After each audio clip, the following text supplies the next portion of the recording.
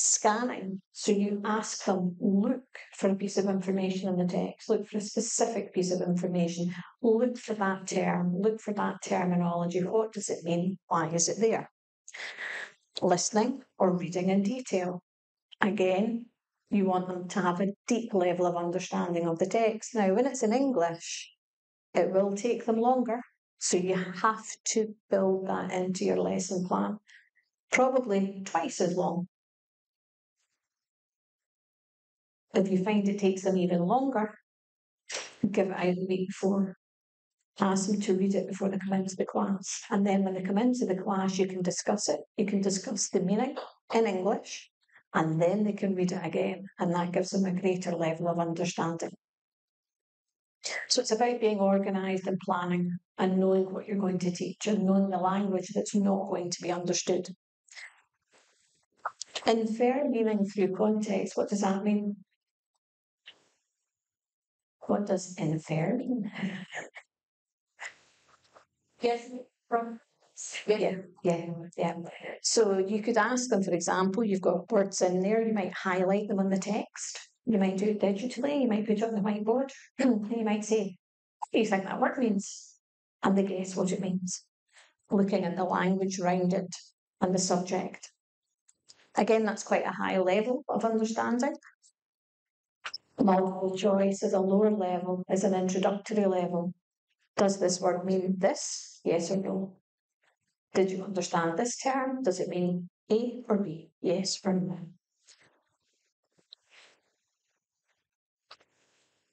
Once we've introduced the term, we only introduce it once. Yeah, so the actual introduction of it, and it's an important term, it's an important concept, then you want them to get a deeper understanding of it because they're studying it. Yeah? So critical thinking and a deeper understanding, activities that we can use for that. Error correction, so we can give them information that's not correct, information they've already had, and we've got to ask them to make it correct, change it and make it correct. Paragraph matching we looked at before, when I realised the slides weren't correct, gives a really good level of understanding. You can either ask them to order the paragraphs, you just give it all jumbled up and they've got to say which is number 1, number 2, number 3, or you can give a heading and that is the content of the paragraph, and that measures their level of understanding. It's all about measuring and controlling how much they understand. You can make comprehension questions for anything. You can have easy ones, true or false, or you can have written answers. Sentence reordering is really good for your lower levels. So you take a sentence, you take the words out of it and you mix them all up. Then you throw it down on the table and you say, put that in the correct order.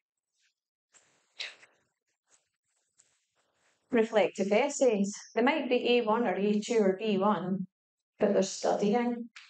So you need to teach them how to write a reflective essay. Yeah, you need to give them the skills, the same as you would in Indonesian. You give them the skills, you give them the strategies to be able to do a reflective writing, and you give them the language, and that's easy found. If you want it, I can give it to you. If you need it, you can also find information in Google. It's all quite readily available. Infer your meaning through context, we've looked at that already, and definition matching. So these are a deeper, they can be a simple understanding or a deeper understanding. Writing activities, gap fills, essays, summaries, and students can write their own definitions to words, so they can take out the words that they don't understand, the kind of activity that you ask them to do, and then they've got to try and describe what they think the word means. Error correction again. I'm quite a fan of error correction. I think it gives them a good level of understanding. And language and context is very good as well, so they have to guess and infer the meaning through context. Can you think of any other activities that you would use that would help the students?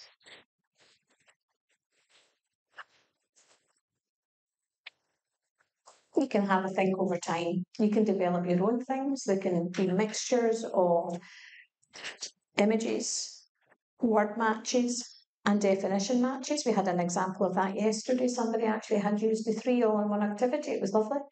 So you can develop your own resources to work for you and to work for your students and the things that you find work best.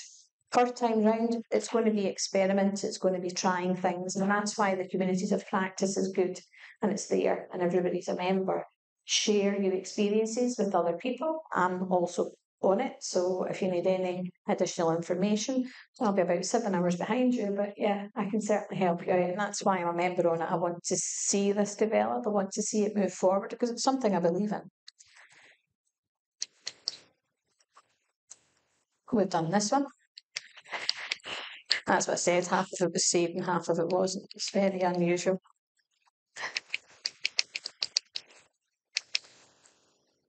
Paragraph matching. Okay, we talked about the same 2 resources, teaching the same thing, and labelling a diagram. Would you be able to label this diagram if you didn't have the pre-taught language? Would you be able to do it in Indonesian? Do you know all these words? No. So we don't need to translate, it's subject specific, and what we have to share is what they need to know. And we're trying to prepare them for a global employment market, yeah? So they need the international language. We're not teaching them to be translators. Translation is a very different skill. And it takes a long time to become a translator effectively. I want you to have a little look at these. So I want you to have a look at, is this basic English?